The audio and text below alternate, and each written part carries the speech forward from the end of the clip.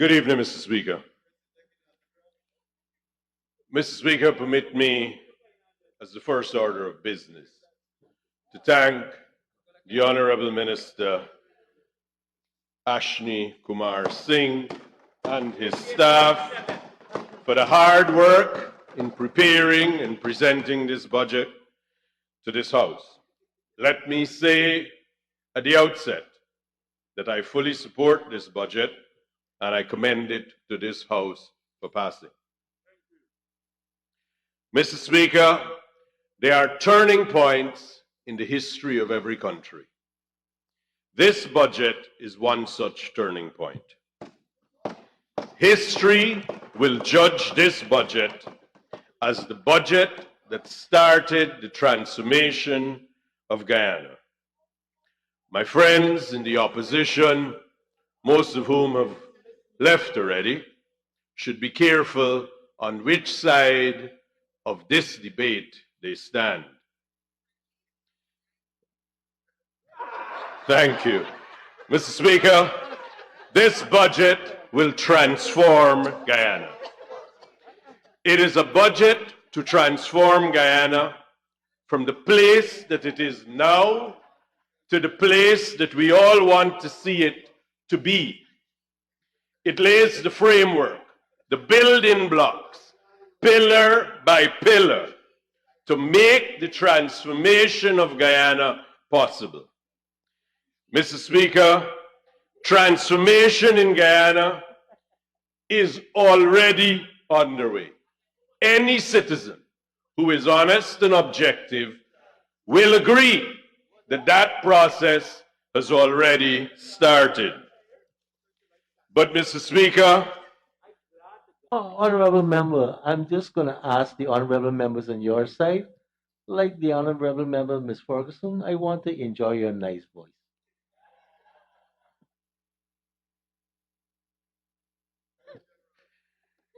transformation, Mr. Speaker, we can't flip a switch. We can't wave a wand. It's a process. We have to engage and embrace a process. We have to deliberate upon this process.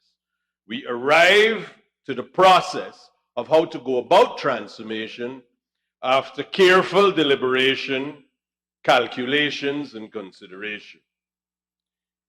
Clearly, this is what His Excellency the President and his government has done. And this is the first step of that transformative agenda that Guyana will experience. Now, Mr. Speaker, a lot has been said in this House over the past 4 days. We have, I hope it's an allowed word, but we have nasty rhetoric. We have things that have been said of installed governments. We have things that have been said that have no meaning. We have things that are not true, half-truths, twisted versions of events. But you see, when I said that, Mr. Speaker, nobody on this side of the House spoke. The members on the opposition side are all quick to deny that this is what was said. Mr. Speaker, I have not heard in this House from the opposition benches anything resembling a recommendation, a critique, or an offer as to what should happen to transform Guyana. We have heard the tearing down. We have heard the snide remarks, but we haven't heard what is a recommendation that should be considered.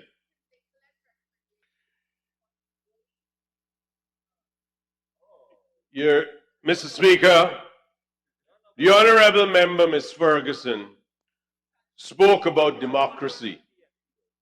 Respectfully, Ms. Ferguson, you have no right to speak of democracy. Democracy has never been an obstacle to a group of persons as it is to the members who sit in the opposition benches. The Deputy Speaker accepted. Mr. Speaker, right now we have no leader of the opposition. Why we don't have a leader of the opposition? Because the democratic process by which a leader of the party is elected stands in the way of whoever is here and stands in his way of getting here. We've heard versions of a resignation. We've heard versions of space that must be made, resignations that must take place, all kinds of chicanery. But the simple democratic process of holding an election among themselves is creating all sorts of mayhem. Now, Mr. Speaker, the transformation of Guyana has to be through various projects. I'll illustrate it with just a few. Electricity, for example. Everyone in Guyana would admit electricity is a major problem. It has always been. The supply is irregular and expensive. In Guyana, the cost of a kilowatt hour is about 32 cents a kilowatt hour. Montserrat is the only place that it's higher at 40. The cost in Trinidad, for example, is on a volcano, but Trinidad has an electricity cost of approximately 5 US cents a kilowatt hour. Depending. Just to comment, your volcano comment, I think you should withdraw. Montserrat on the 20th of February will celebrate 70 years of elections. Elections to the legislature. No, they have a volcano. That's why the electricity is expensive. A volcano. But, Mr. Speaker, the cost of electricity and the supply of electricity drives the world. So, depending on which research you accept, you have various formula about how much manpower hours are lost, how much productive hours could be spent, what could be achieved, and this is all nicely quantified. There can be no disputing that in Guyana, the higher cost is a disadvantage. The irregular cost is a pain and a disadvantage. This budget faces that problem frontally. The problem is addressed in two major projects that I wish to refer to. There are, of course, several projects. There's a solar project, there is a Mokomoko Hydro, but there is the Gas to Shore project and the Amalia Falls project. Now, these two projects address electricity frontally. Their aim and objective is to reduce the cost of electricity. That, Mr. Speaker, transforms this country. It makes for every household less money to be spent on electricity, and for every opportunity, entrepreneur, manufacturer, they can take advantage of it and they can engage in productive commercial activities.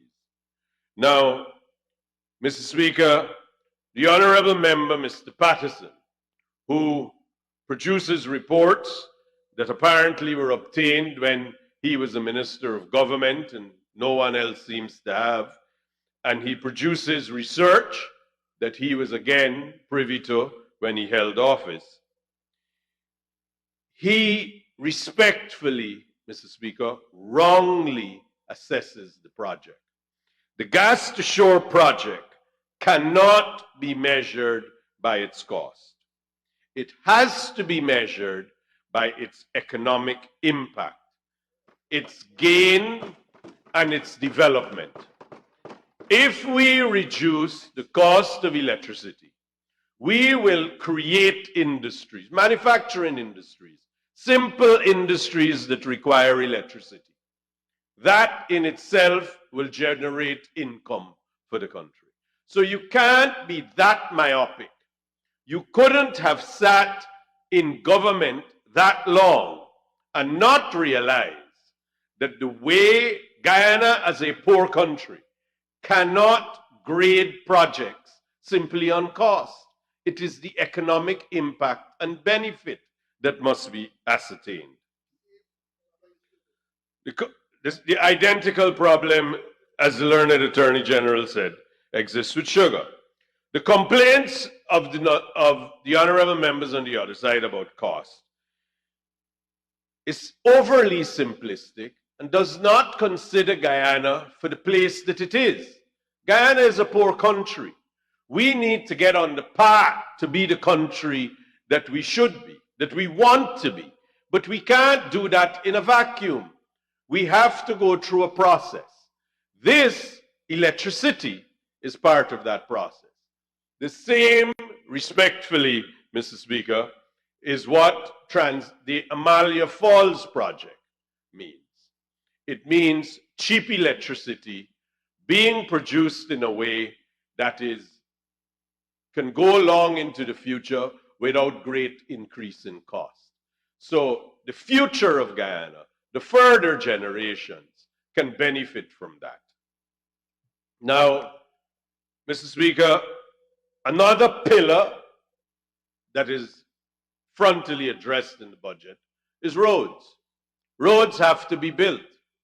We can say all we want about the road projects, but without road projects, people spend too much time in traffic, manpower hours are lost, family time is lost, and people are sitting in their cars burning fuel, which has another impact. But we could ignore that for a minute, Your Honor. Mr. Speaker. We look at it from the point of view. A road network means easier access to more land. More land means more development. More development means transformation. This is how it happens. So we have to build a road network, a proper road network. I mean, the claim of the honorable members in the opposition as to what they constructed was a roundabout that didn't do what a roundabout is supposed to be. A roundabout should have an entry and an exit. They created a bypass to the exit. So the car that's exiting has to stop. That's a recipe for, we should call it the pato boat. Maybe that's a name that it should have. They did. Integral in a road network, Mr. Speaker, are bridges. The Demerara Harbor Bridge, Mr. Speaker, on its website indicates that 18,000 vehicles a day traverse the bridge. It estimates on average 4 people in each vehicle. Some it's less, some it's more, like minibuses. So we're talking about 65,000 on average a day that use the bridge. The bridge is closed to vehicular traffic with the tide, so the time moves. Those of us who live across the river, they understand the hardship that creates. And if you live on the East Bank, then the traffic is backed up while people are waiting for the bridge to reopen to traffic. Maritime traffic use the bridge, which is why this happens.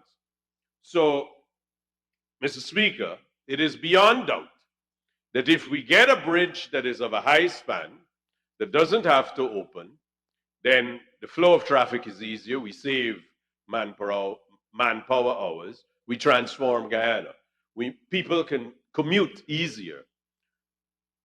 But the APNU AFC came up with a genius idea for the bridge. 3 lanes. We're not sure which 2 are going in which direction. This is a genius idea.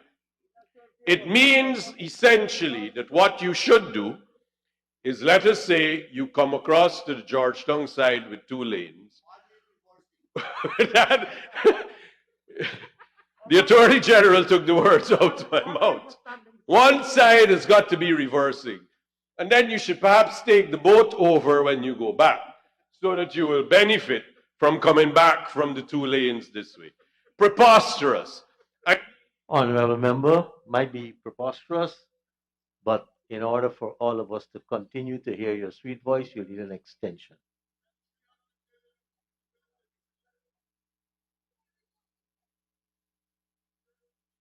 Mr. Speaker, I'd like to ask for the honourable member to have 5 minutes more, please. Honorable member, you may continue for the next 5 minutes and conclude. Thank you very much, Mr. Speaker. So, Mr. Speaker, we have this preposterous bridge. Thank God they didn't build it. Can you imagine this country for generations reversing in 1 lane across the bridge? Mr. Speaker, thank God that did not happen. But this budget provides a much more rational, orthodox, I should say, solution. The bridge is to be high span and it'll have 4 lanes, 2 lanes going in each direction. There is no requirement that we reverse. So, and Mr. Speaker, we have to understand the underpinning of how transformation takes place. You need the infrastructure. We're a poor country. We still have to help people. So there's an entire raft of measures that are being introduced that help to alleviate or to make income, more disposable income available. The increase in the tax threshold, not taxing income, interest for when you put your money in the bank, cash grants that are given, school grants that are given. These things, Mr. Speaker, it's easy to sit down and say it should be more. It is easy to do that. But poor countries, like poor people, always have to manage their budgets. You can't spend what you don't have. Simple as that. And you can't build at the same time. You can't improve your asset base as an individual and, in fact, as a country, if what you want to do is to spend. The 2 things have got to be balanced. So you need to get the infrastructure projects to move the country forward and to transform it to what you want, but you still can do some and to assist people by giving them more disposable income. So we took away the taxes because taxes really put the income into the hands of the government. The disposable income puts this into the hands of the people. Spend as you like, as it were. But in transformational programs, Mr. Speaker, your record is important. And as much as I don't want to single out honorable members in the opposition, there are things that we must not forget. We were told that the people of Guyana are really the stakeholders in the oil and gas, and they should be informed, and reports should be published, and hymns should be sung, and bajans about what's going on in oil and gas. Mr. Speaker, they signed the production sharing agreements. They didn't tell anybody for 2 years. Now, regrettably, as it turns out, maybe they didn't even tell themselves for 2 years. And maybe they didn't know they had signed. It was signed and witnessed by members of the opposition and their spouses. That's how close-knit it was. They collected $18 million as a sign-in bonus. They didn't tell anybody. They didn't account for it either. 2 years. They passed the cybercrime bill, and now they don't want you to implement it. What are the police to do, Mr. Speaker? Mr. Granger insisted on this bill. What are the police to do? The police have to enforce the law. It is the law. They tried to rig the elections. Well, thank God they got caught for that, Mr. Speaker, or we would have had the reversing bridge. They have disrupted the budget presentation in the last House, not wanting to contribute, banging on tables. They stole your mace, Mr. Speaker. They tried to steal your mace a few weeks ago. Now, Mr. Speaker, I am not surprised they have no leader. They have no vision. They have no objection that is rational to this budget. Mr. Speaker, I thank you, and once again, I commend this budget to the House for passing.